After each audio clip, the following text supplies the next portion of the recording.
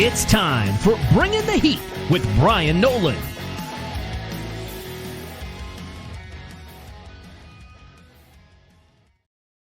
What's up, everyone? Trey, Lyle here, filling in for Bryan Nolen on Bringing the Heat with Bryan Nolen.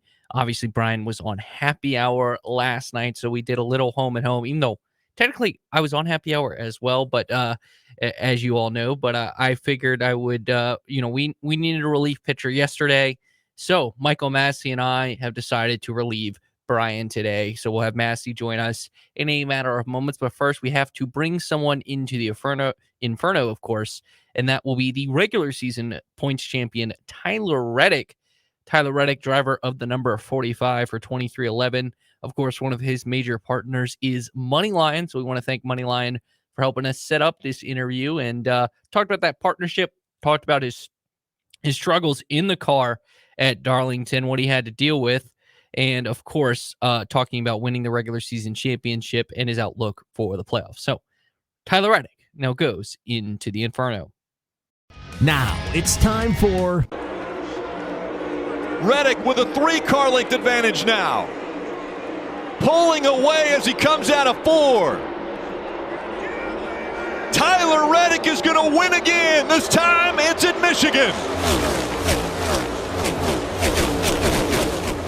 Yeah, Tyler, you are the man. How about that for improving some Michigan stats?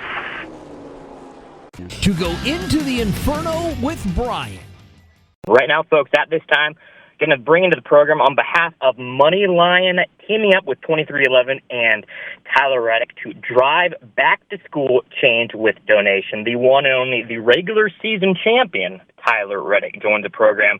First and foremost, Tyler, how does that title sound? Has it sunk in yet? And then just what's that title sound like?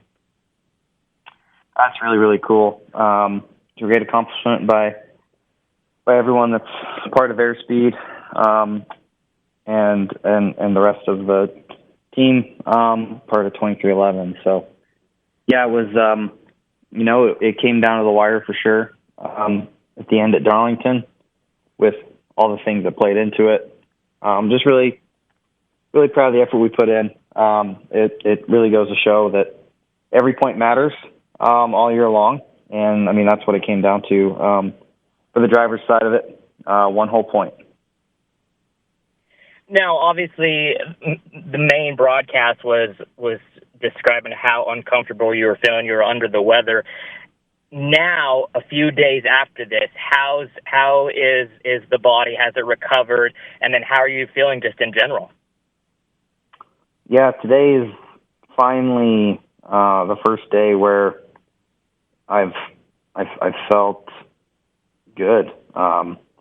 It had been quite a long recovery, getting better from what I was fighting. So thankfully, today's Thursday. We fly out for Atlanta tomorrow. So thankfully, on the last day that we're home, I'm finally feeling 100%, and we'll be ready to go for the weekend. Now, I just want to talk about the dynamics of just 2311. Obviously, you guys are celebrating a historic regular season championship, but on the other side of your building, you got your teammate that doesn't make the playoffs. Just how tough is it to balance the emotions, not just of yourself, but of the entire organization, the entire team, of you winning the regular season championship, but your teammate missing the playoff altogether? I mean, it's tough. It's kind of how NASCAR can be in a nutshell, how racing can be in a nutshell. With multiple entries, there's multiple outcomes every weekend, and on the year-end side of it as well. So, yeah, it's a bummer, honestly, when you look at it. Certainly, I mean, the thing that hurt the 23 team the most was not getting to victory lane. But when you look at the year as a whole, I mean, my performance for sure, and then also his as well, is better now than it was at this point a year ago. So just tough. It's how it can be with this format. So it wasn't like the team took a step backwards this year. Either team took a step backwards. We both continued to improve. Fortunately for Bubba and his group, with just the winners that we had from, deeper in points winning, it put them in a tough spot. And I don't know, it seems like from my vantage point, man, there's been quite a few races that they've been better than we are. It's seemingly every time, man, something happens in their race, or if there's an accident, it just seems like Bubba's right there in the middle of it. And that's just how racing can be sometimes. So it's a bummer for sure, but I think they got the right mindset. They have 10 opportunities here to continue to improve and then reset and start over next year. Tyler Reddick, driver of the number 45 car, joins the program here on behalf of Moneyline, who they are teaming up with 2311 and Tyler Reddick to drive back-to-school change with donation. We'll talk about that in just a little bit, Tyler. But I'm 99% sure you don't remember this, but back at the awards banquet in Nashville last year, you actually asked to sit with us during lunch the day of. It was announced, unfortunately, that they're not going back to Nashville, that the awards banquet is in Charlotte. Are you a fan of that? Did you like hanging out in Nashville? Is there a preference? Obviously, I know that you guys live in the Charlotte area, but it did feel a little more popularity-wise, I should say, in Nashville. Just any thoughts on moving the banquet back to Charlotte? Yeah, I don't know. I'm kind of split on it. We spend so much of our year away from home, having to be here, having to be there. I never got to go to New York City or Las Vegas for the awards in those respective cities, but I've gotten to do it a few times on the Xfinity side in Charlotte, and it's a good setup there. It's a setup they know. It's one they know they can count on. But certainly, I mean, being able to, have everybody there and get a few nights in Nashville to celebrate or just unwind or just not have any responsibilities other than some media here and there for a day or two is really, really nice. When we have it in Charlotte, it'll more or less kind of feel like, I don't know, work, I guess. So, yeah, I'm not sure how I feel about it. Instead of being able to make a weekend of it, I'm sure a lot of us, once we're done with the awards, will probably just go home and get in our beds and get back to the off season. So the vibe will certainly be different. But I don't know. I think for some, it's probably good, and for others, they probably will miss being in Nashville. But it's not far away. If those of us that really want to go to Nashville, it's only 6 hours from here. A couple more things here, Tyler, before we let you go. Obviously, Media Day was yesterday, and your team owner, Denny Hamlin, very vocal about just the negotiations and the charter agreement. I'm not going to ask you about the charter agreement because, I mean, you're just a driver in itself. Denny is half owner, half driver, or should I say full owner, full driver. But he did give a slight critique to NASCAR. He said that he was disappointed no one from NASCAR was there to give you the regular season trophy. Did that even come across your mind? No one from NASCAR was there. Were you disappointed? Just what were your reactions to Denny's comments, and then just to that in itself? Yeah, certainly, if whether you're a driver or a road crew member or a mechanic on the shop floor or have a job in the industry, certainly those negotiations looming concern you, right? Because you want it to, on our side, we want it to go in our favor. It takes a huge commitment of our year, of our lives to compete at the highest level, to give it our all. And, it's tough when you just don't know what the future holds, where the agreements, where the negotiations are going to go. It's something that you kind of just have to put out of your mind week in and week out and just go race. But hopefully it all works out. But certainly I wouldn't say it's something I worry about nightly, but betting on how that goes shapes what, our futures look like as drivers, what the futures of those that work in this sport. The income that the teams are able to generate from this, we rely solely on that for our livelihoods.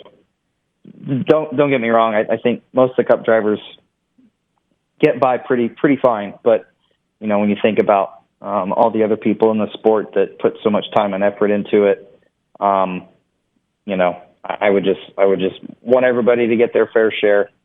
It truly does take a lot of time and effort to be a part of racing. So hopefully that works out.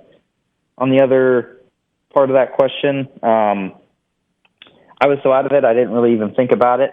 I was just excited that ownership, that, I was able to have that moment with my team. It took me a little bit to get over there and partake. But, I understand where Denny's coming from on that. It's something that, each team in the garage strives for at the start of the year. You never know how your year's going to go, but you want to be, everyone strives to be the best team in the garage. And that is one of the goals in your season is to win the regular season championship. But I actually had the chance to speak with some folks from NASCAR, and, I don't think they had any ill intentions with how it went down. I think in years past, they've done it one way and they just tried to do it a little bit differently. But I was in no way upset by it, but I could see where Denny's coming from. As an owner, having a lot of the ownership there that night to celebrate that moment. I could understand why they'd want someone from NASCAR side on the executive level to be there. So I think it's something they're going to correct and have, straightened out for the future regular season moments. But it's a part of life. It's part of racing, right? You live, you learn, make adjustments. If they don't work, you readjust and go from there. Tyler, tell me what you and Moneyline have teamed up with to the Drive Back to School change with donation. Obviously, you guys, it says that you guys donated $10,000 to an elementary school in Daytona. Please let our listeners know what you and Moneyline have teamed up to do besides that. Yeah. The $10,000 you mentioned was donated to Turry T Small Elementary School in Daytona Beach. We flew in on Friday and went over there and got to hang out with some kids, tell them a little bit about racing. And then we got to surprise them at the end with the donation that Moneyline was heavily involved with. So it was a really cool moment to see how excited the kids were, the excitement of the teachers. I think it's really, really important to give back and help these schools and teachers out. It is a grind getting ready. Whether you're a parent or part of the education system, it's a grind getting ready for school and making sure you have all the supplies and all the things you need. So it was really cool to be able to present them with that. I think it's really important, and Moneyline's big deal is it's important to empower everyone to make their best financial decisions. And I think it was especially a cool milestone moment to be able to help them with, giving them some money in the back to school season. So it was really cool to be a part of it. Moneyline's really been focusing on trying to give back to teachers. They even did a teacher appreciation hotline not too long ago where they awarded a teacher a $1,000 bonus, just a show of appreciation, if you will. These teachers work hard to help our kids learn and grow as they continue to grow up into teenagers and adults. So just unsung heroes of our community that give everything they can to help our young ones learn. Last but not least, Tyler, looks like the first round of the playoffs, many drivers are saying, is kind of like the wild card round. You got Watkins Glen with the tire fallout, or the tire wear, we should say. We don't know how much it is going to wear. And then you have Bristol. And then the unpredictability that is coming up in Atlanta. Just do you agree with other drivers with that sentiment of it being the wild card round, or is there a different round that you have to keep your eye on? Yeah, honestly, the first two can get pretty crazy if you have some bad days. I think the round of 12 poses its threats as well. Two of those races, you just can kind of be out of your hands pretty quickly, and the day can go sideways. But I think with what we saw out of Bristol earlier in the year, what we've seen from Atlanta just in the past, since it's been reconfigured with the higher banking, and then obviously what I saw from Watkins Glen in the tire test, it's just a lot of uncertainty at all three of these first races. So I think it's pretty fair to say it's the one with the most potential to get pretty crazy. From our side, we're sitting third out of 16 drivers. We have a lot of playoff points, so we have a better buffer than 13 other drivers that are in the field. So we're in decent shape from that aspect, but certainly, a place like Atlanta can bite you really easy. If these tires do what we expect them to do at Watkins Glen, I don't know what the allotment's going to look like, but there could be a situation where if we need to use all the tires that we got for the entire race and someone hangs on to a set and puts them on late, they could literally drive to the front and win the race. And then obviously the one that I think everyone wonders about too is Bristol. Just is Bristol going to play out like it did in the spring again? Are we going to see that crazy tire wear that we saw in the spring? If so, that's another one where, again, you could have a very smooth race all the way through. You're never going to know until it's over. If you just never know when your tires could wear out on you. You just got to be really mindful of that all night long. Once again, the playoffs start in Atlanta. It's going to be wild, and Tyler Reddick is going to try and make it 2 for 2 in the championships this year. He won the regular season one. Can he win the postseason one? Stay tuned for that. Tyler, thank you so much for coming on the program. We wish you the best of luck, and we'll talk with you down the road, my friend. All right. Thank you guys so much. Want to thank so much the folks at Moneyline and Tyler Reddick and 2311 Racing for helping us set up that interview. Brian did a really good job with that, talking with Tyler, but we also want to thank Tyler for taking some time out of his week to talk to us last week.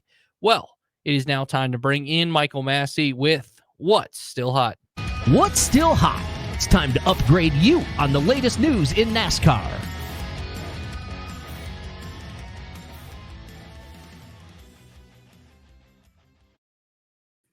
M_Massie22 is where you can follow him on the Twitter. Michael Massie from frontstretch.com. He is the content director there. He's also my co-host on the Happy Hour podcast. So as I mentioned earlier, we're doing a little home and home. We had Brian on Happy Hour. He needed some relief pitching. So we decided to fill, we needed relief pitching yesterday, and now we're relief pitching him today. Massie, good to talk to you. Let's just dive right into it. Kyle Larson, in a least shocking news, we sort of touched on it for a second on Happy Hour, but it was announced yesterday, or 2 days ago, I should say, that McLaren and HendrickCars.com and Hendrick Motorsports are all partnering together for him to do the double again. Your overall reaction to that, and what do you think? Well, hey, Trey. First off, I want to say that Brian needs way more relief pitching than we do. We just need like a closer or something. He needs like the whole 8 2/3 innings after he gets the first 1/3 inning. But I digress. Kyle Larson, was anybody surprised by this news? After he won the Brickyard 400, he said to the crowd, "I'll be back in May." And then he kind of backpedaled a little bit. But it was always a 2-year deal. And I mean, I think there was like an option part of it, but especially with the way it went down this year, I think he really wanted to complete it to actually do the double, because this year he only did the Indy 500. he didn't do the Coke 600. He didn't do a single lap of it. So hopefully the weather cooperates and he will actually get to do the double. And now that he has some experience under his belt, he could win them both. It's a very, it's not a 0% possibility. I'll say that. I mean, he did. I know he had to get off fuel strategy because of his pit road penalty, but he technically did lead laps in the Indianapolis 500.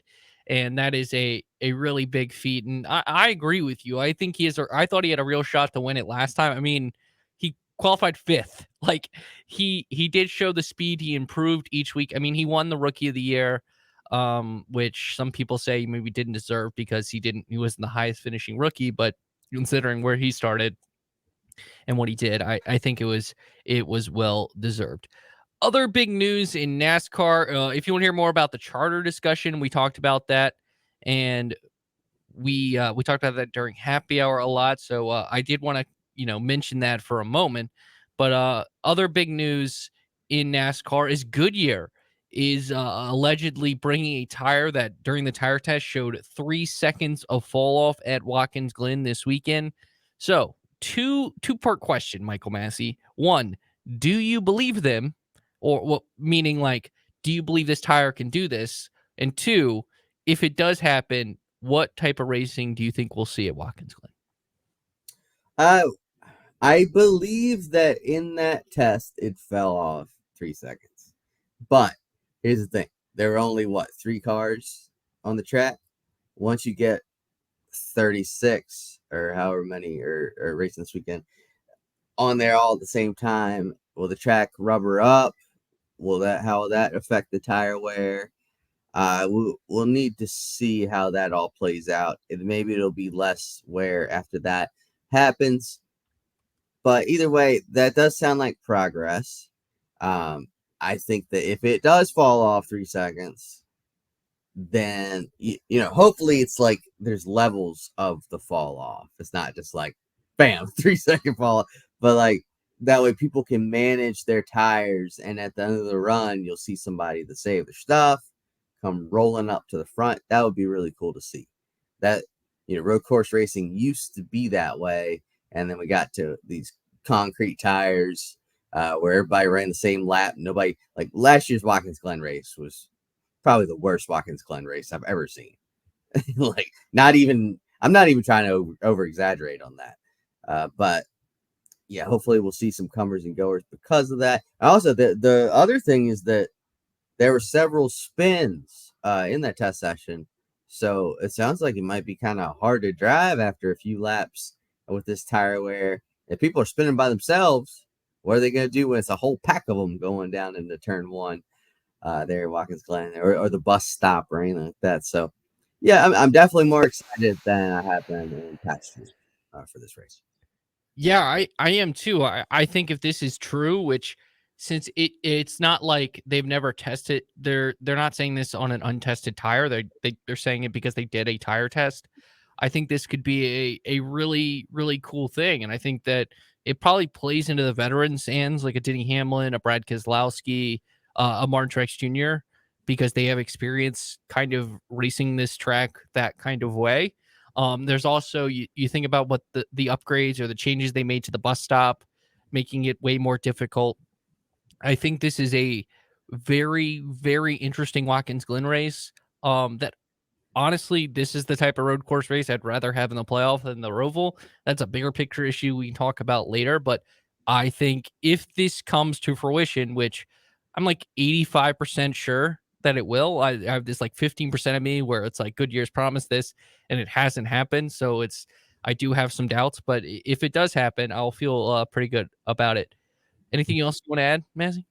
Yeah, just stuff like the North Wilkesboro tire this year and stuff has, we have some past trauma from incidents like that are the only reasons we have any doubts We at also, all. as the two of the 3 people that were at Bristol, were also like, oh, maybe this can happen. So Yeah, that is true. Stuff like Bristol and Richmond as well. I'd say the fall Richmond where they had different tires gives some hope for it. maybe But Goodyear needs to send us 2 to every race, and then you'll have tire fall off. exactly. There we go. Good year. Well, just pay for our travel and all that stuff. Give us a little side cash. I'm cool with it. I'll say nothing but good stuff about Goodyear. That happens. First time in your life. But someone who maybe had the most pressure going into the weekend was Alex Bowman. He produces a top 5. He is our subject for the soundbite of the week. Well, Tony, what angered you at the end of the race? What did you take issue with? What the hell do you think I was mad about? Dumb little runs us clear down to the infield. He wants to about everybody else, and he's the one that drives like a little. I'm gonna bust his ass. Thanks, Tony. Thank you. And short track races. It's time for the sound bites of the week. Here's Alex Bowman, top 5 finish on the day. You know, you had Top 5, baby. Jeff Gordon in it, comes in to congratulate you. You had to squash rumors early in the week. How does a finish like this help squash them even more? I mean, it's more about just trying to make a deep playoff run than anything. So, yeah, just I'm honestly mad at myself for making some bad moves there with like 7 to go or whatever. Restarting 13th there, 2 restarts from the end just kind of took us away from being able to fight for the win, which I felt like we had a car capable of. So obviously a really good points day and a great day for our ally Chevy, but certainly want a whole lot more than that. First off, that framing perfectly encapsulates like super speedway racing. Now you have the guy who finished in the top 5 had a good day, and in the background is a wrecked race car like getting attended to.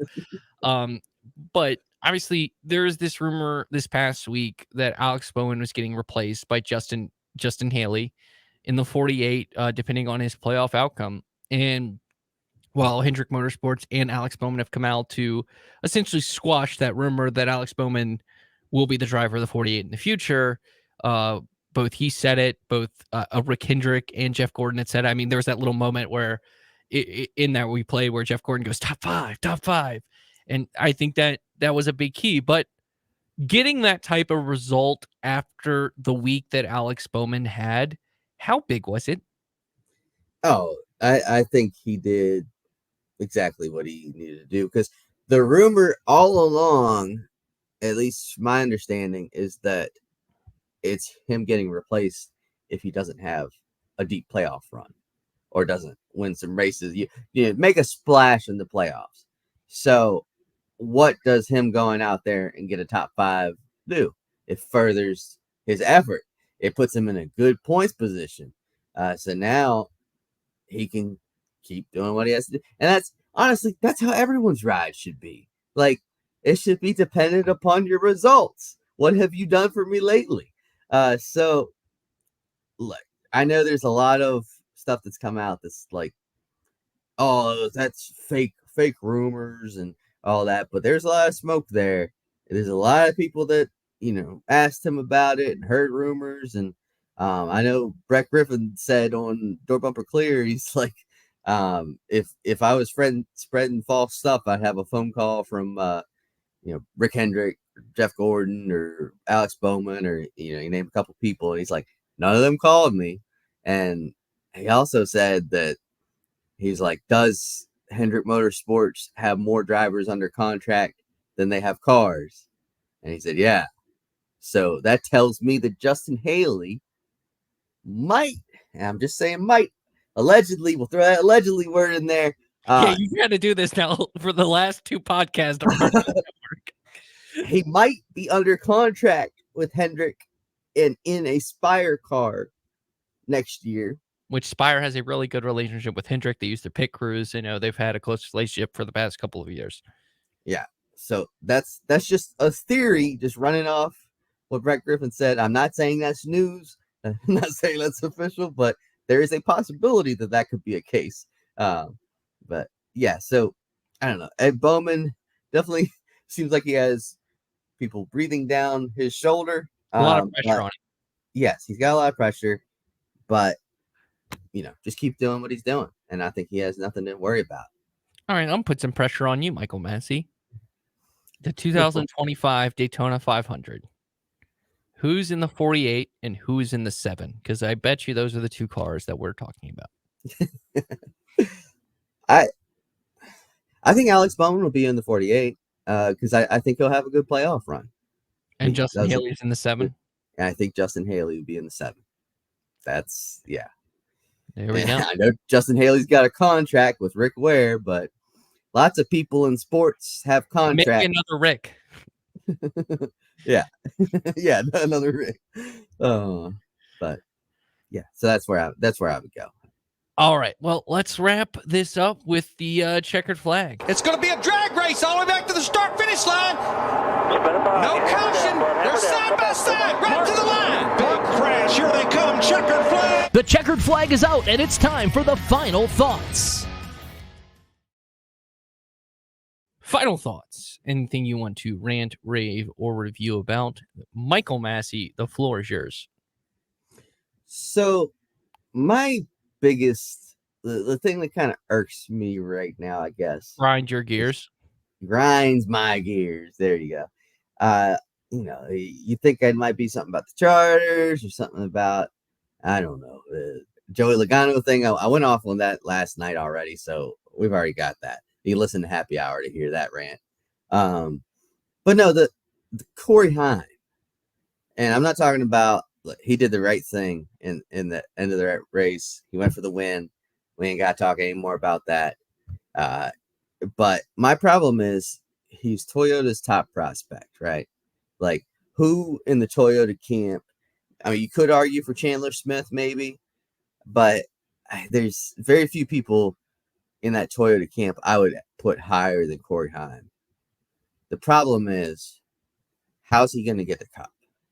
The best Toyota team, Joe Gibbs Racing, we won't get into why, but has not put him in an Xfinity car for even one start.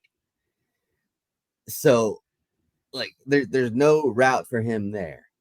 We'll just leave it at that. There's no avenue for him to get to a Gibbs car. 2311, we don't even know if they'll be out there next year. But there's a lot of unknowns with 2311 right now. So I don't know how that avenue would work for him, which maybe that's still a possibility. Legacy Motor Club. They got 2 good drivers. They need to worry about getting their cars better before they add a third car for him. So it's like Corey Heim is deserving to move up at least to Xfinity. Maybe he could go full time with Sam Hunt. I don't know. That would be a good ride, but it just feels like there's no avenue for him to the Cup Series, and that concerns me. In a Toyota.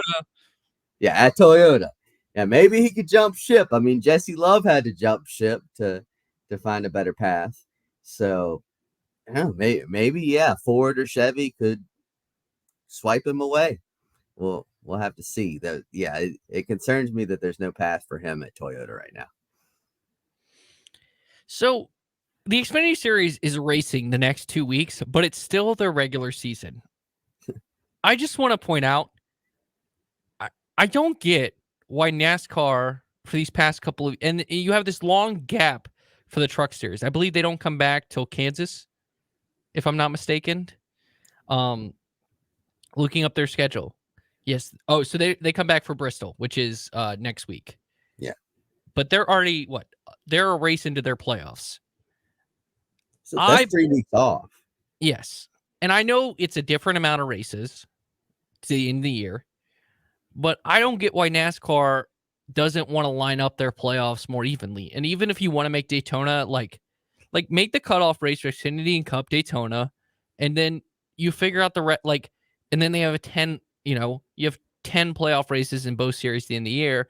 And then the Truck Series, maybe you do, IRP, they did Milwaukee that weekend. That can be the cutoff race for the Truck Series. Like, it just makes no sense. If you're a fan of all three and you're trying to follow the playoff formats, it's so hard to follow what is what. Like, we're still in the regular season in the Cup Series, or in the Xfinity Series, I should say. Well, that's confusing compared to, when your Premier Series is still in the playoffs. Like, either have it so that the Cup playoffs is the last one to start, or have them all start together, because this is too confusing for a regular fan if you want to follow all three series. And I think if you prioritize the back half of the season with more races, that's going to be better. I know you don't want to compete against football, but typically you look at the contract you're getting with the CW, if you're the Xfinity Series, well, you're going to have college football as a lead-in on Saturdays. That's going to be a really good thing.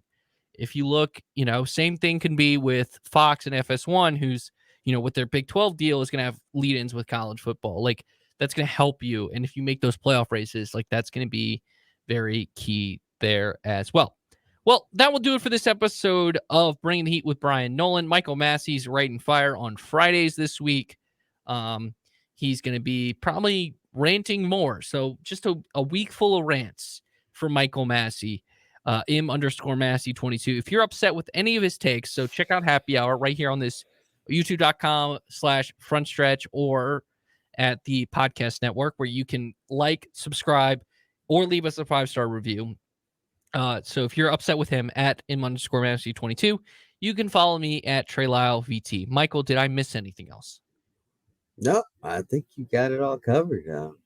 Yeah, check out my column on Friday, Fire on Fridays column, and I finally get a weekend at home. I've been on the road for 3 straight weekends, so I'm gonna relax some. Well, we have to watch the Virginia Tech ODU game, so maybe not as much. Oh, yeah. That will do it for Bringing the Heat with Bryan Nolen. Bryan, I think we'll be back next week. We'll find out. His interview with Daniel Hemrick, though, will be playing during Bring the Heat. So Daniel Hemrick going to the Inferno next week. Thank you again to Tyler Reddick. Thank you to Moneyline. And thank you for listening to Bring the Heat with Bryan Nolen. What's up? Michael Massie here, frontstretch.com. Don't forget to hit that subscribe button.